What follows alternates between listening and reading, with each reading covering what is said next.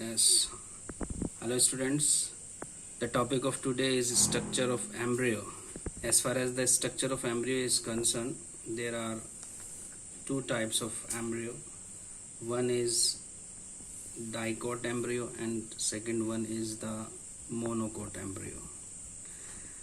Dicot embryo is found in dicot seeds and the monocot embryo is found in monocot seeds. Dicot seeds are the seeds which are divisible into two equal parts like pea, mango, apple, gram, etc. And the monocot seeds which is not divisible into two equal parts like wheat,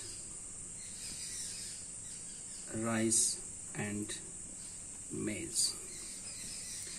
The basic structure of embryo has an embryonal axis.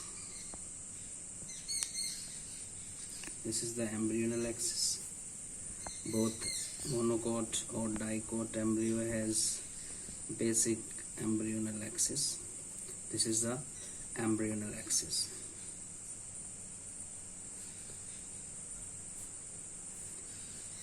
And on this embryonal axis there is a point.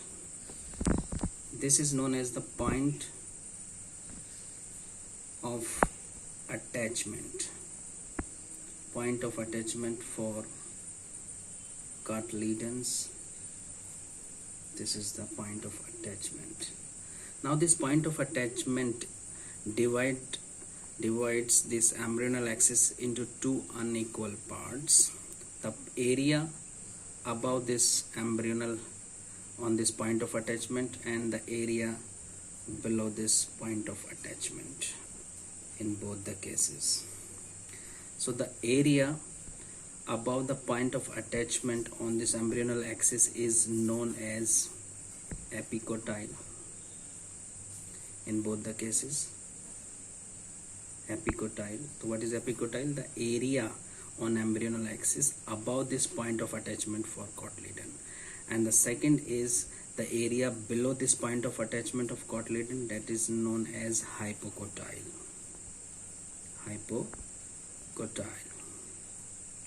This epicotyle in both the cases later on develops into plumule, which later on produce the shoot part which bears leaves, flowers and fruits. And this hypocotyle in both the cases, here and here, grows into radicle. This radicle later develops into the root system.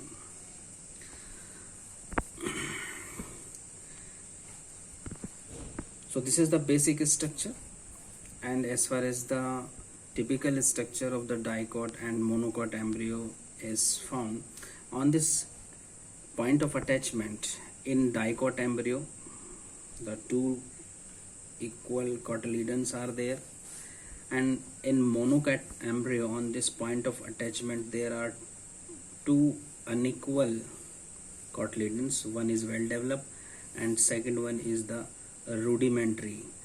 This developed only one cotyledon in monocot is known as scutellum, and this reduced short rudimentary cotyledon is known as epiblast.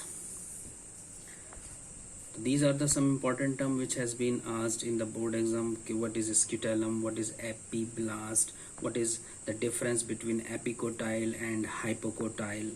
So you have to take care of this. So for this structure of the embryo in dicot and monocot, you have to understand this basic formation. Thank you. Yes, dear student, to continue in this video, we discuss the typical structure of the embryo in dicot and monocot. So let's understand how we will draw this diagram of dicot and monocot embryo. This is the cotyledons. Both the cotyledons are placing nearby, and then this round cylindrical part, a little bit thick, is to be drawn. So these are the two cotyledons, and this is the plumule, and this is the radicle. As you know, this plumule will later develop on the shoot system, and the radicle will produce the root system, and this is the embryonal axis, and this is the point of attachment for cotyledons. Here in monocot structure, we have to show you the longitudinal section. In this longitudinal section, how to draw this, the plumule area you have to be increased, and later on this only one cotyledon you have to draw. This is the second rudimentary, and here you have to draw these linings, curves, to show the plumule and the radical part.